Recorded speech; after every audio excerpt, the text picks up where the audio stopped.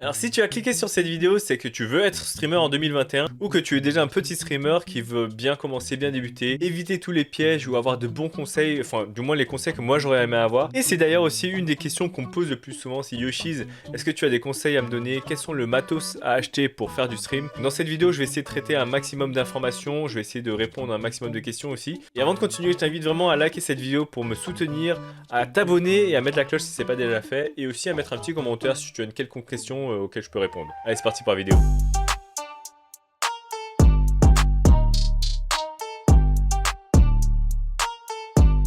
Alors première chose à aborder avant même de parler de qu'est-ce qu'il faut avoir, il faut savoir est-ce que tu veux vraiment être streamer. Qu'est-ce que ça implique? Être streamer, c'est-à-dire pourquoi tu le fais en premier lieu. Est-ce que tu le fais parce que c'est à la mode, tu n'as rien à faire? Est-ce que finalement tu le fais par passion? Est-ce que tu comptes gagner de l'argent dessus? Est-ce que tu veux juste partager à tes amis ou tu aimerais partager ce que tu fais avec le monde entier? Donc c'est des vraies questions que tu dois te poser et on va être honnête. Si votre objectif premier c'est de gagner de l'argent, arrêtez tout de suite le stream, quittez cette vidéo, Alt F4, ce que vous voulez. Par contre, si vous le faites parce que vous voulez partager votre passion, si vous êtes passionné par les jeux vidéo ou même créer du contenu, pas forcément les jeux vidéo, hein. Aujourd'hui sur Twitch, sur YouTube, on peut trouver des lives de cuisine, on peut trouver des lives de Lego, de puzzle, on peut trouver des lives où on donne des conseils ou des lives même un peu politiques maintenant, c'est un peu bizarre. Mais en tout cas, si vous faites ça aujourd'hui, parce qu'il faut savoir que ça prend énormément de temps le stream, et en plus au début, je vous promets, vous allez être à 0 viewer, peut-être 1 ou 2 si vous demandez à vos amis de vous connecter. Et si vous le faites avant tout, prenez ce petit temps là, prenez ces 2 minutes que vous avez regardé à cette vidéo. Est-ce que vous êtes vraiment parti pour faire du stream ou est-ce que c'est juste une expérience ou est-ce que vous voulez essayer de faire de l'argent? Si c'est pas le cas, si votre objectif premier c'est de partager votre passion et de faire du stream quelque chose comme un hobby à côté de votre travail, à côté de vos études, continuez cette vidéo. Maintenant que ceux qui ne sont pas motivés sont partis de la vidéo, on va parler des choses sérieuses, on va parler de ce que vous avez besoin déjà d'un point de vue matériel, qu'est-ce que vous avez besoin en termes de choses physiques. Alors une des choses la plus importante dans le streaming, c'est déjà de tester votre connexion. Est-ce que vous avez une bonne connexion? Et notamment, est-ce que vous avez une bonne connexion montante? Quand on parle de connexion, on parle de connexion de débit descendant et de débit montant. Le débit descendant, c'est ce que vous allez utiliser pour télécharger des vidéos, télécharger des images, tout ce que vous recevez en fait d'internet. Et il y a également le débit montant, ce qui est le débit des données que vous envoyez. Quand vous faites un stream, vous envoyez de la vidéo, vous envoyez du son, vous envoyez de l'image. C'est ça qui va être très important. J'avais fait une vidéo il y a quelques temps, tuto OBS, pour parler de quoi vous avez besoin en termes de débit. Si vous trouvez plus la vidéo, je le mettrai quelque part là. Mais en tout cas, il vous faut au moins 12 mégabits en montant, au moins pour streamer, je crois, du 720p 60 fps. Vous voulez aller plus? Non, si vous avez la fibre, il n'y a aucun souci. Par exemple, moi aujourd'hui, j'ai 600 mégabits en montant, vraiment aucun problème. Deuxième chose que vous avez besoin et qui est primordial au streaming, c'est d'avoir un PC ou un Mac. Alors moi, ce que j'utilise aujourd'hui, c'est un PC Windows. Aujourd'hui, la plupart des gens streament sur PC Windows, certains sur Mac, c'est assez rare. Sur Linux, j'en parle même pas. Mais vous avez besoin d'un PC qui soit un minimum puissant, c'est-à-dire aussi bien en termes de puissance du processeur pour pouvoir parfois encoder si vous n'avez pas de carte graphique. Si vous avez une carte graphique, aujourd'hui, il y a Nvidia qui propose la technologie NVENC qui permet d'encoder encore mieux. Il faut avoir un PC un minimum puissant pour pouvoir en fait gérer le stream et en même temps, si vous faites par exemple du gaming, si vous avez besoin de gérer on va dire la partie graphique du jeu vidéo. Déjà il faut qu'un PC supporte les jeux et que votre PC puisse en même temps streamer. Bien sûr il y a des setups avec 2 PC, un pour streamer et un pour jouer, mais aujourd'hui on va pas parler de ça.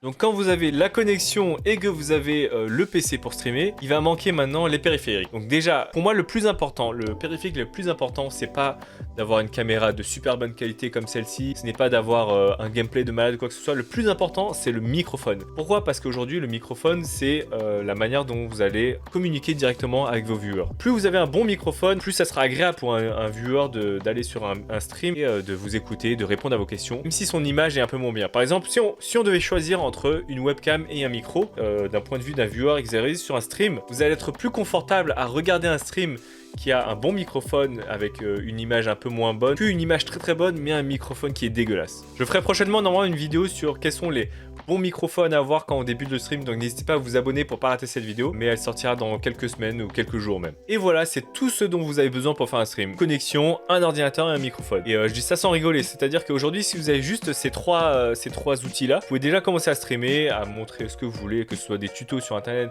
que ce soit votre partie de Minecraft, de League of Legends, c'est tout. Bien sûr, après on peut améliorer son stream en ajoutant une webcam. Est-ce qu'il faut une webcam? Alors ça c'est une très bonne question, c'est une question qu'on me pose souvent. Est-ce qu'il faut une webcam? Je vois souvent des streamers qui réussissent en webcam, j'ai pas trop envie de montrer ma tête. Alors la réponse, elle est très simple et elle est... vous allez sur Twitch, vous allez comprendre tout de suite. Vous allez sur Twitch aujourd'hui, vous allez dans la partie découvrir ou parcourir. Vous allez dans n'importe quel jeu, vous regardez les premiers streamers en général, ils ont tous une webcam. Et si vous scrollez en bas, ceux qui sont 1 ou 2 viewers, soit ils en ont pas du tout, soit c'est juste des personnes qui viennent de commencer à streamer. Vous mettez encore une fois hein, à la place du viewer, de l'audience, vous allez voir un stream. C'est sûr que vous allez choisir un stream où vous allez pouvoir voir la réaction du streamer qu'un stream où vous avez juste le micro et pas du tout de visuel. Donc si vous avez le choix, bien sûr, prenez une webcam si vous n'avez pas le budget ou si vous venez de commencer. C'est juste que ceux qui ont une webcam, ils seront favorisés, ils vont être mieux mis en avant. Enfin, peut-être pas mieux mis en avant, mais en tout cas, ça sera du moins plus facile pour un viewer de rester sur un live pour avoir l'expression de la personne qui parle, communiquer comme s'il était face à face. Maintenant, on va passer à la partie des conseils de quand vous allez commencer votre live, comment il faut agir quand vous êtes en live ou comment il faut discuter avec chaque personne. Alors déjà, vous lancez votre live, vous testez bien. Au début, vous aurez personne, c'est normal. Vous demandez à vos amis de venir, de vous soutenir, à votre famille, toutes les personnes que vous connaissez dans votre entourage, vos collègues, etc. Et petit à petit, vous aurez peut-être 1 ou 2 personnes qui vont venir, des inconnus, pour on va dire découvrir votre live. Et en fait, c'est là où tout va se jouer. La première impression va être super importante. Quand quelqu'un vient sur votre live et qui communique via le chat Twitch, très important pour vous de regarder très souvent le live Twitch et pas juste rester dans votre partie de Call of Duty ou je ne sais quoi. Regardez de temps en temps, hop, vous jetez un petit regard. Si vous n'avez pas de deuxième écran, c'est pas grave, vous pouvez aujourd'hui prendre votre téléphone, mettre le chat Twitch en même temps que votre gameplay et dès qu'il y a un message, essayez d'y répondre. Si c'est un message qui ne nécessite pas de réponse, vous répondez pas. Mais si quelqu'un arrive et qui dit salut et que vous ne répondez pas dans les 30 premières secondes, ça se trouve la personne est déjà partie. C'est super important aujourd'hui de lire son chat, d'interagir. La différence par exemple avec une vidéo YouTube, c'est que les gens viennent voir des lives parce qu'ils veulent de l'interaction. Donc on va voir une vidéo YouTube où tout est mieux condensé, où il n'y a que le best-of, où ils peuvent avancer. Là, ils peuvent pas avancer. Tout ce qu'ils peuvent faire, c'est interagir avec le streamer et c'est ce qu'ils recherchent en général. Regardez, je dirais, les 30 secondes de votre chat, voici un message si vous pouvez répondre. Du moins quand vous commencez. Quand vous êtes à 3000 viewers et qu'il y a plein de messages, bien sûr, c'est une autre histoire. Mais quand vous commencez, chaque message est important, chaque viewer est important et chaque question qui est posée, chaque réponse que vous allez donner et l'impression que vous allez donner est importante. Très important aussi quand vous commencez le stream, n'oubliez pas de mettre les alertes, que ce soit avec Streamlabs ou Stream Elements ou n'importe quelle autre plateforme. C'est très important d'avoir des alertes de follow, de sub, de dons, etc. Donc dès qu'il y a quelqu'un qui follow, n'hésitez pas à le remercier pour la personne. Elle a pris le temps de venir sur votre live, d'appuyer sur suivre et de vous suivre. Donc très important de remercier les gens dès qu'ils font une action. Vous, ça vous coûte rien de juste remercier à voix vive et votre reconnaissance sera sentie par la personne. Maintenant que vous avez assimilé toutes ces choses, vous allez voir, vous allez peut-être rester à 5 viewers, 10 viewers maximum. Le problème en fait de Twitch, un des gros problèmes de Twitch, c'est qu'aujourd'hui il ne propose pas de visibilité pour les nouveaux créateurs. C'est-à-dire si vous êtes un nouveau streamer, vous allez être à 0 viewer et du coup par conséquence vous allez être tout en bas de l'échelle, tout en bas des propositions. Bien sûr, c'est toujours les plus gros créateurs qui seront mis en avant, ceux qui ont le plus de viewers. Et c'est un des problèmes aujourd'hui qu'on reproche à Twitch, c'est de ne pas te proposer de solutions comme sur TikTok par exemple, une page de pour toi, page de découverte par exemple de nouveaux streamers. Et donc le problème, vous allez le voir tout de suite, c'est que vous n'allez pas être visible. Et même si vous faites ça pendant plusieurs mois, ce que moi j'ai fait pendant 9 mois, vous n'allez pas avoir de nouvelles personnes qui vont venir sur le live. Donc le plus gros conseil là qui est très important dans cette vidéo à ne pas rater, c'est ce conseil que je donne à tous les nouveaux créateurs, c'est de faire du contenu sur d'autres plateformes. Par exemple, si vous faites un gameplay sur tel ou tel jeu, mettre par exemple les moments forts sur YouTube, peut-être partager les moments forts aussi sur TikTok, sur Instagram Reels, peut-être donner des tutos comme ce que je suis en train de faire ou de choses qui sont drôles et ensuite vous essayez de convertir ces personnes-là sur la plateforme Twitch qui viennent voir vos lives. Et c'est en partie comme ça que moi j'ai réussi à convertir, on va dire la communauté que j'ai sur TikTok vers Twitch, même si la communauté est assez jeune et qui ne sont pas habitués à regarder des lives, au moins il y a une grosse communauté qui est venue voir les lives. C'est sûr qu'il n'y aura pas 100% de conversion, mais au moins si vous faites découvrir sur d'autres plateformes qui vous aident à être plus visible via des algorithmes, via les pour toi, via une page tendance par exemple sur YouTube, au moins vous allez être, les gens vont connaître votre nom et ils vont dire ah il a Twitch aussi, je vais aller voir.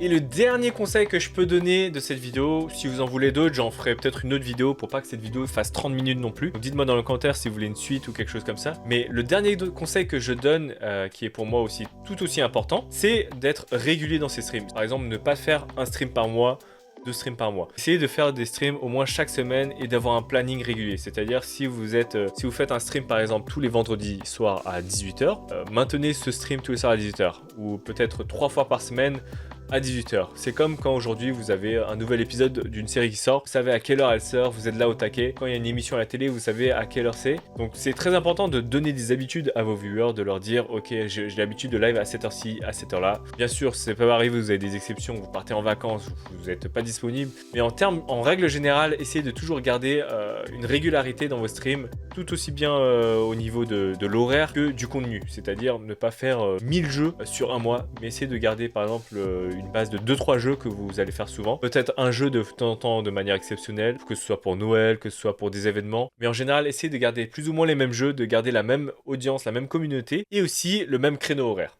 Bon voilà, en tout cas, j'espère que ça vous a aidé. Dites-moi quel conseil vous a le plus aidé ou quel conseil vous a le plus choqué, je sais pas. Vous me dites dans les commentaires, n'oubliez encore une fois de like cette vidéo. Et aussi, voilà, peut-être on fera une partie 2, je sais pas si ce genre de format va plaire et va aider. Et voilà, je vous souhaite une bonne journée, bonne soirée et à la prochaine. Ciao, ciao.